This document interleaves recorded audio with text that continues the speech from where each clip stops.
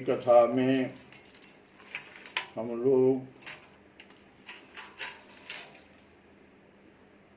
अर्जुन के द्वारा बहुत ही जिज्ञासापूर्ण एक प्रश्न है कि जो हमारे अंतःकरण में बुद्धि अवस्थित है, यह बुद्धि जो है बाद में फोन कर किस प्रकार से हमें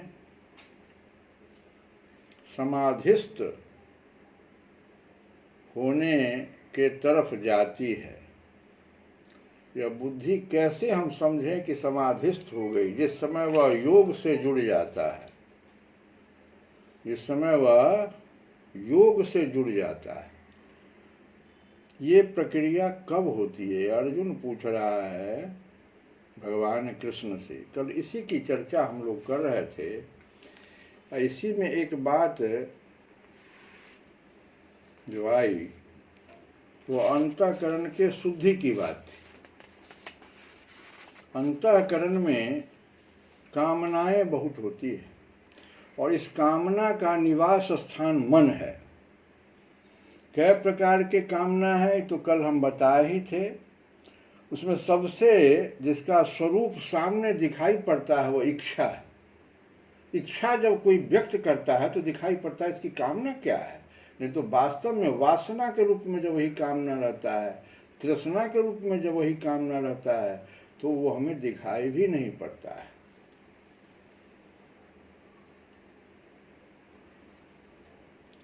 तो इसका जो कामना का जो भगवान कृष्ण ही कह रहे हैं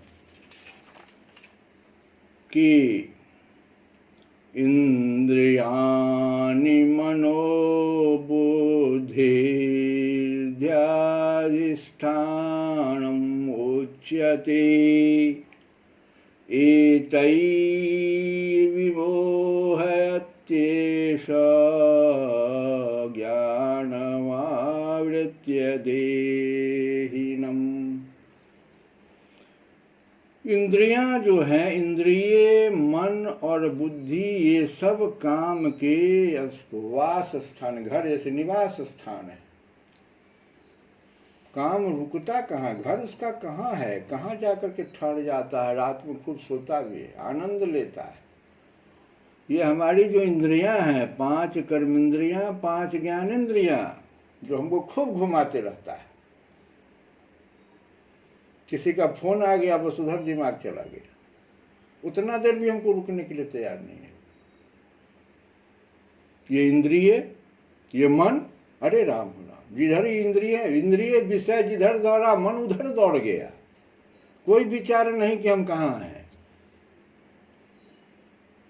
मेरे ही अंदर तो है, ये मेरा ही मन तो है, कहीं कोई दूसरा आदमी थोड़े है। नहीं, मेरा ही मन, मेरा ही इंद्रिय और ये बुद्धि, इस मन के पीछे दीवाना। बड़ी सुंदर एक कथा है। ये मन, बुद्धि और इंद्रियों से ये जो काम रूप बैरी जो ये काम है वहां बैठा हुआ मन, बुद्धि और इंद्रिय, भगवान कहते हैं कि इसको शीघ्र निकालने का प्रयत्न करें, नहीं तो घर में घुसे हुए शत्रु की भांति आपको खोखला करता रहेगा। आप ही को, कोई दूसरा आदमी आपका शत्रु नहीं है। एकदम सोच गलत है। हमारा शत्रु हमारे भीतर बैठा हुआ है, राग द्वेष पैदा करता रहता है, बिना मतलब की बात। पहले इसको तो निकालिए। इस पर एक बड़ी सुंदर सा उदाहरण हमारे शास्त्रों में है कि चेतन सिंह नाम का एक जीवात्मा था। जीवात्मा का नाम चेतन सिंह, राजा था। वो कहाँ का राजा था? हृदय रूपी राजधानी का वो राजा था, चेतन सिंह। अब सुनिए, उसका प्रधानमंत्री था ज्ञान सागर। उस राजा चेतन सिंह का प्रधानमंत्री था ज्ञान सागर।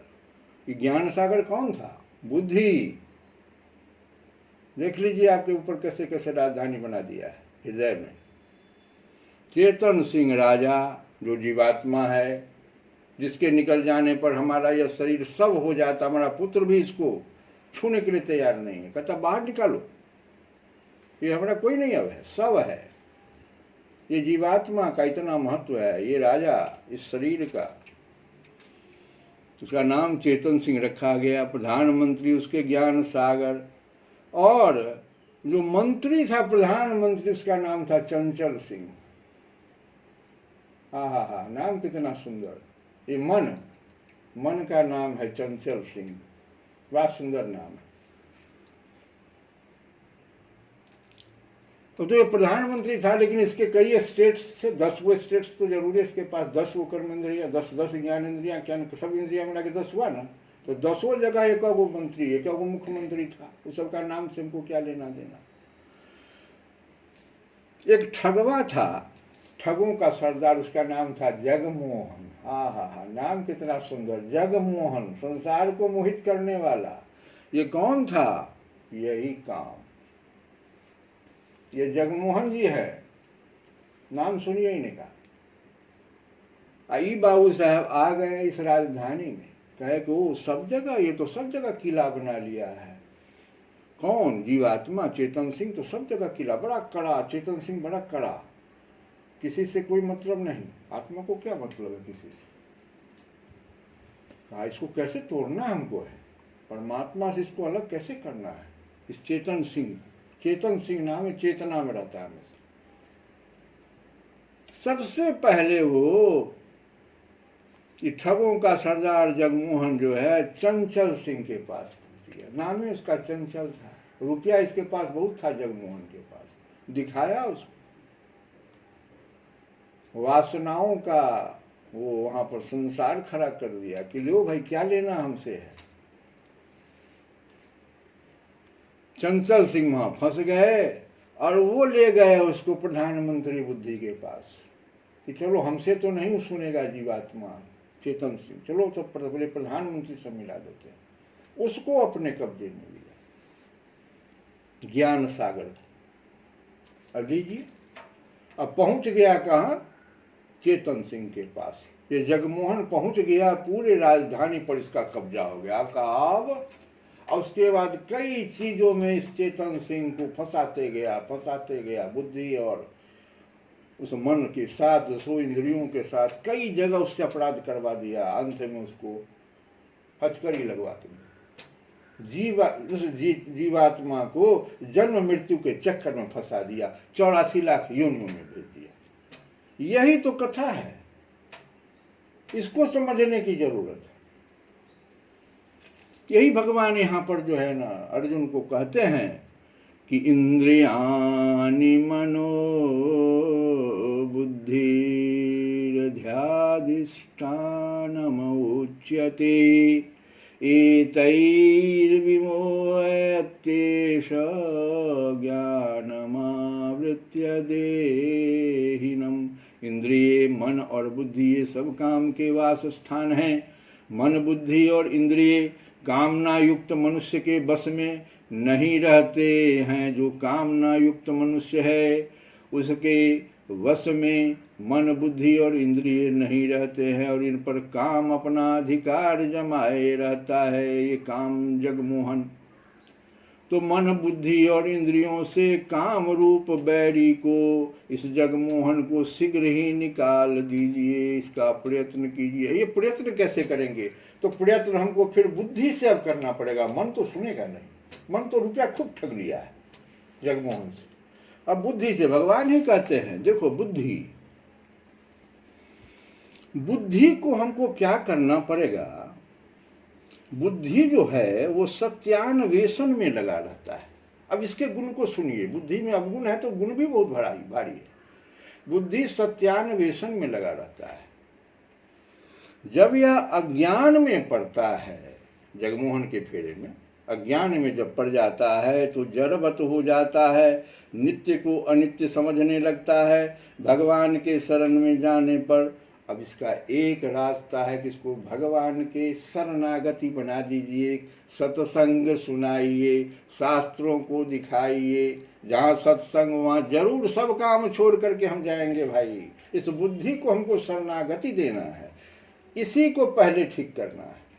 इसको ठीक करेंगे, ये मन को ठीक कर देगा, मन की बात को ही नहीं मानेगा, कहेगा ना तुम तो गलत बता रहे हो। तो इसके लिए हमरे पास बीज मंत्र है गायत्री का, धियो यो नः प्रचोदयात्। क्यों गाते हम लोग? इस बुद्धि के लिए ही तो करते हैं।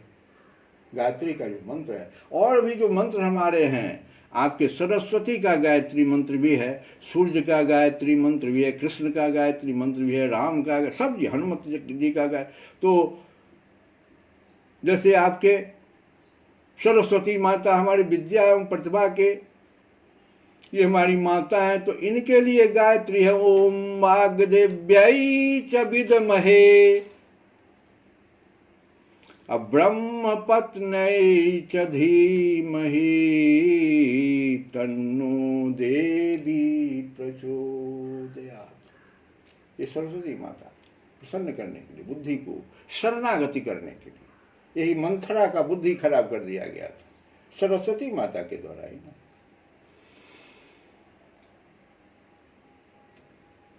है प्रार्थना गुरुदेव से, ये बुद्धि को शरणागति करने के लिए किसी के पास जाना पड़ेगा, किसी के शरण में जाना पड़ेगा।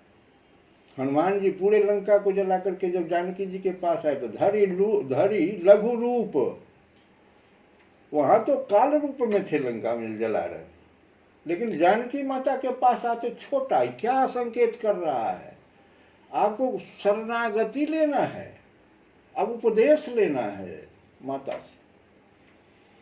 गुरु के पास उपदेश के लिए जाता है। प्रार्थना गुरुदेव से यह धर्म में संसार हो, अति उच्चतम जीवन बने, परमार्थ में व्यवहार हो। गुरुदेव मेरी नैया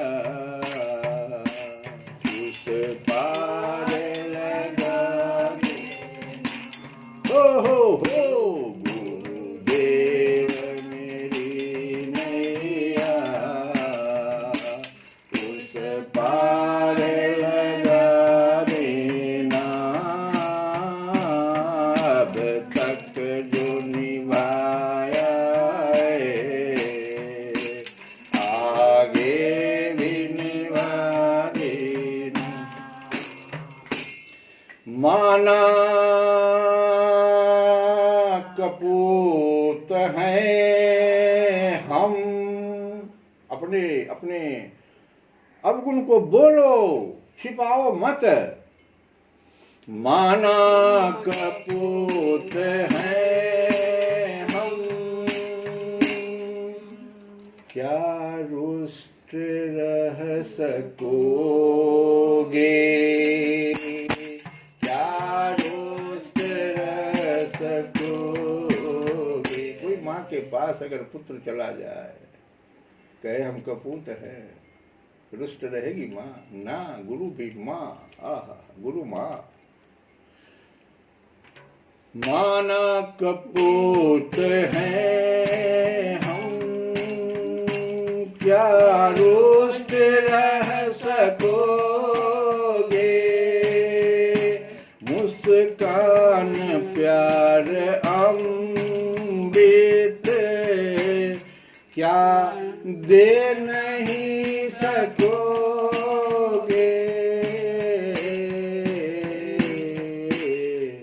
क्या दे नहीं सकोगे,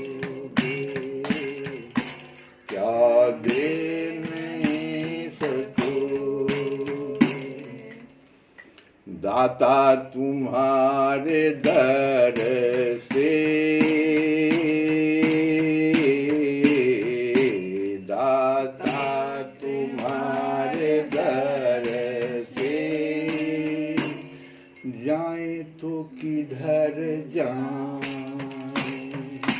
दाता तुम्हारे दर से, जाए तो किधर जाए, गुरुवर तुम्ही बता दो, किसकी शरण में जाए, किसके चरण में गिर कर अपनी व्यथा सुनाए, गुरुवर तुम्ही बता दो, किसकी शरण में जाऊं। कल की कथा में हम लोग जो ये गुरु हमारे आचार्य हैं, तो हमने श्री संप्रदाय की बात की थी। तो इसमें तुलसी बाबा भी आए, कबीर बाबा भी आए। तुलसी बाबा नरहरिदास जी के शिष्य थे, जो नरहरिदास जी 1505 ईस्वी से 1610 तक रहे, और तुलसी बाबा 1532 के आसपास में उनका जन्म है, 1623 में उनका। तो ये 1505, तो ये तुलसी बाबा 4 साल के जब बच्चे थे तो नरहरि बाबा के पास सूकर खेत में वहीं दोनों गुरु शिष्य का मिलन हुआ। लेकिन समुझ नहीं तसी बालपन, तब अति रहे हूं अचेत। नरहरि बाबा ने तो बहुत बार राम कथा, ये हनुमान जी, ये जो श्री संप्रदाय है, हम कहें ना गुरु शिष्य परंपरा से आया हुआ, तो सबसे पहले सीता, श्री सीता जी का नाम है, सीता जी ने सबसे पहले इस राम कथा को हनुमान जी को दिया। राम जी तो नर रूप में चले आए थे। रावण को एक वरदान था कि वो नर का नाम ही नहीं लिया, वरदान जो मांगने लगा ना तो नर को छोड़ दिया। सोचा नर से क्या हम मरेंगे। भगवान कृष्ण भगवान नर का लीला किए हैं, राम जी नर का लीला नहीं किए। इतना विस्मित कर दिए लोगों को कि वाल्मीकि कह रहे हैं, वाल्मीकि कहते हैं नारद जी से सुनो, ऐसे महान ज्ञानी, पहला सर्ग में ही वाल्मीकि जी, नारद जी जब घूमते हुए वहां आए आश्रम पे, तो नारद जी से वाल्मीकि जी ने प्रश्न किया कि महाराज आप तो सदा सब कहीं घूमते फिरते रहते हैं, संस्कृत में है, हिंदी अनुवाद बता रहे हैं वाल्मीकि रामायण से, आप तो सब कहीं घूमते फिरते रहते हैं और सबका राय रत्ती भी जानते हैं, इसीलिए बताइए कि आजकल इस संसार में ऐसा कौन नर है। नर का जी भगवान नहीं कहे, ऐसा कौन नर है इस संसार में जिसमें सारे गुण ही गुण भरे हैं, जो ऐसा बलवान हो कि इससे कोई जीत न सके, जो धर्म को ठीक से जानता हो, जो अपने साथ की हुई भलाई को मानने वाला हो, सदा सच बोलता हो, सा एक बार मुंह से कहीं बात पर डटा रहता हो और उसे पूरा कर दिखाने वाला हो, जिसे जो सबसे बढ़कर सलोना और सुंदर हो। भगवान तो इतने सुंदर थे, कहा गया है रामचरितमानस में ही एक पंक्ति है, इतने सुंदर थे कि सुंदरता, काफी सुंदर लोग अपने को कहते हैं इस संसार में, लेकिन बिच्छू के पास जाइए तो सर्प के पास आपको डस लेगा कि नहीं, अगर पैर दे दीजिएगा तो कहाँ आपकी सुंदरता को देख करके छोड़ देगा।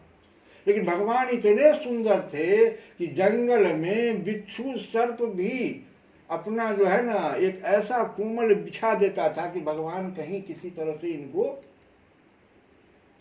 चोट न पहुंच जाए। रामचरितमानस इतने सुंदर। तो वही कहते हैं सबसे बढ़कर सलोना सुंदर हो, कभी क्रोध आता ही न हो, मन को सदा बस में किए रखता हो, जिससे देवता भी थर्रा उठे। बस इतना जानने के लिए मेरा मन उछल रहा। वाल्मीकि जी नारद जी से पूछ रहा, लेकिन कह क्या दिए? नर। भगवान नहीं बोले, मर्यादा थी। भगवान बोलते तो रावण जीत जाता, इसलिए वाल्मीकि जी ने कहा। यही वाल्मीकि जी फिर स्तुति, जब रावण की मृत्यु होती है रामचरितमानस में देखो ना, ब्रह्मा जी स्तुति कर रहे हैं, वेद जाके स्तुति कर रहा, भोले बाबा स्तुति कर रहे हैं। उस समय में कहाँ विचार हुआ ये नर हैं? माम अभिरक्षय माम अवलोक। देखो सब लोग घोषणा कर दिए नहीं ये भगवान है, लेकिन उससे पहले नहीं, रावण के मरने से पहले नहीं। दूसरी बात, ये तो देखो पार्वती जी भोले बाबा से, तुम पुण्य राम राम दिन राती, सादर जपहूँ अनंग आराती, राम सो अवध नृपति सुत। देख लो नर कह रहा है, राम सो अवध नृपति सुत सोई। और आगे क्या करते हैं? जो नृपतनत ब्रह्म किमी। पार्वती जी का अगर राजा है, एक नर के राजा पुत्र है, तो ब्रह्म कैसे? आप क्या दिन रात जपते रहते हैं? नारी बिरह मति भोरी। पार्वती जी अदेख चरित महिमा, सुनत भ्रमति बुद्धि अति मोरी। पार्वती जी जैसे चकरा गई, सती के रूप में तो चकरा ही गई थी, पार्वती जी भी इस बार भी चकरा। अब देखो और आगे, भगवान जब वन में जा रहे हैं, भरद्वाज आश्रम में आए थे, वो भरद्वाज जी याज्ञवल्क्य जी से क्या पूछ रहे हैं, सो देखो। ये भी भ्रमित हो गए। कहते हैं भरद्वाज जी का संशय सुनो, राम कवन प्रभु पूछहु तो ही, एक राम अवधेश कुमारा, नारी बिरह दुख लहहु अपारा, भयउ रोसु रन रावणु मारा। अब बताओ तो, सब लोग कह रहे नर। जानकी माता ने समझ लिया इस बड़े राम हो राम, अब क्या होगा? तो भगवान है। भगवान ने जब राम की कथा जानकी माँ से सुना रहे हैं हनुमान जी, तो भगवान ने एक संकेत दिया। कहाँ मानने के लिए तैयार थे कि तुम राम जी के दूत हो, नहीं ना मानने के लिए तैयार। एक शब्द दे दिया भगवान, सत्य शपथ करुणा निधान की। करुणा निधान तो माता जानकी कहती थी राम जी को, कैसे जान गया हनुमान? ये तो हमारे और राम जी के बीच का बातचीत है। जानकी समझ गए, ओफो ये तो दूत है, भगवान का दूत है। जानकी तो जानती थी भगवान है। अब देखे कि तो लुप्त हो रहा है, सभी लोग घबरा गए हैं। भरद्वाज भी घबरा गए, पार्वती जी घबरा गई, वाल्मीकि घबराए हुए हैं। तो फिर ये बीज मंत्र कहाँ जाएगा? किसको हम सुनावें? जानकी जी को सुनाना था, हम क्या बार बार करें? श्री संप्रदाय गुरु परंपरा से आ रही है राम तारक मंत्र। ये करुणा निधान क्या इतना बड़ा मंत्र है? बोलो जवाब दो। एक शब्द है, लेकिन जैसे हमारा नाम कुछ है तो हमारा नाम लीजिएगा तभी हम देखेंगे, अल वाला बोलिएगा तब। ऐसे जानकी जी ने हनुमान जी से उपदेश किया। अब कब उपदेश किया इसको सुनिए। जब हनुमान जी को चूड़ामणि दे दिए तो हनुमान जी ने पूछा कब पूछा? पूछ बुझाई खोए श्रम, धारी लघु रूप बहु। उस रूप में नहीं जो काल रूप में लंका दहन कर रहे थे ना, उपदेश लेना है। लघु रूप, छोटे रूप में। यहाँ संकेत है कि पाप को अंत करके भक्ति माता के साथ आने पर झुकना, प्रभु को छोटा होकर जीता जा सकता है। ये संकेत। जिस प्रकार प्रभु राम ने, अब हनुमान जी कह रहे हैं, जिस प्रकार प्रभु राम ने आपके लिए संदेश दिया, आप भी मुझे एक संदेश तो दीजिए। मां कहती है, आप तो बहुत बड़े बड़े कथाकार हो। देखो मां व्यंग करती है, आप तो रावण जैसे दुष्ट को भी कथा, राम की कथा सुना के आए हो। मुझे भी राम कुछ कथा तुमने सुनाया। हम कितना परेशान थे शोक वाटिका में, अब जलने के लिए हम तैयार थे। तुम्हारी कथा से मैं पूर्ण जीवन आ गया। लेकिन बात तब बने जब प्रभु को स्वयं उनकी कथा सुनाओ। हनुमान जी से कहते हैं, हनुमान जी को देखो ले लिया उनके बुद्धि पर। बात तो तब बने जब प्रभु राम को उनकी कथा सुनाओ। तो हनुमान जी ने पूछ दिया, क्योंकि तो नर रूप में वो व्यवहार कर रहे हैं ना, कंप्लीट नर रूप में है। उनकी कथा उनको सुनाओ। तो हनुमान जी ने तब पूछा कि कौन सा प्रसंग तो आप हमें बता दीजिए, हम तो बहुत जानते हैं लेकिन प्रसंगवा तो बताइए। हनुमान जी तो शंकर बाबा हैं, वो तो बहुत जानते हैं, लेकिन प्रसंग तो हमें बताइए। कैसे हम प्रसंग उठाएंगे, नर रूप में है। तो माता ने कहा कि तात शक्र सुत कथा सुनायो। जो कितना बढ़िया संकेत है। तात शक्र सुत कथा सुनायहु, बान प्रताप प्रभु ही समझाई हूँ। इंद्रपुत्र जयंत, ये न था शक्र सुत, इंद्रपुत्र जयंत की कथा सुनाना हनुमान भगवान को, और उनके बाण के प्रताप को बताना, समझाना। सृष्टि में इसमें गुप्तता क्या है? सो देखो, सीता जी जानते हैं कि सृष्टि में कण कण में प्रभु राम का निवास है। फिर वह कहाँ जाके छिपेगा? कौन सा स्थान है जाकर छुपेगा? ब्रह्मा विष्णु महेश भी उसकी रक्षा नहीं कर सकते। तो यहाँ माता सीता ने, जिसे लोग नर कह रहे थे, उनकी पुष्टि भगवान के रूप में कर। यही तारक मंत्र जो है परंपरा से, गुरु परंपरा से। अब हम लोग एक भजन सुने।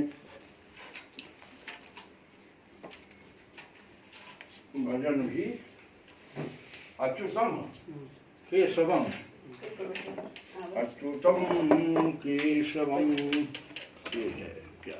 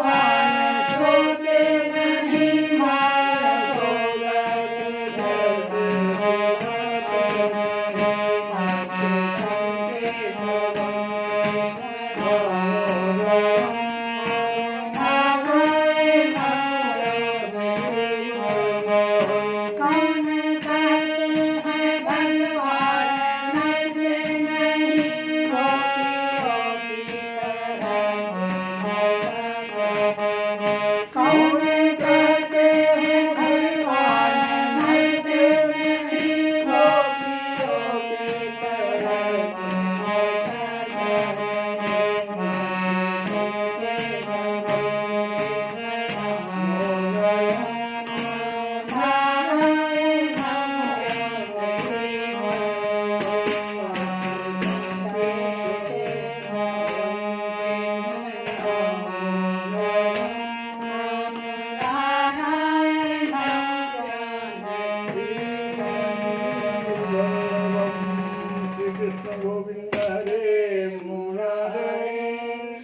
Hare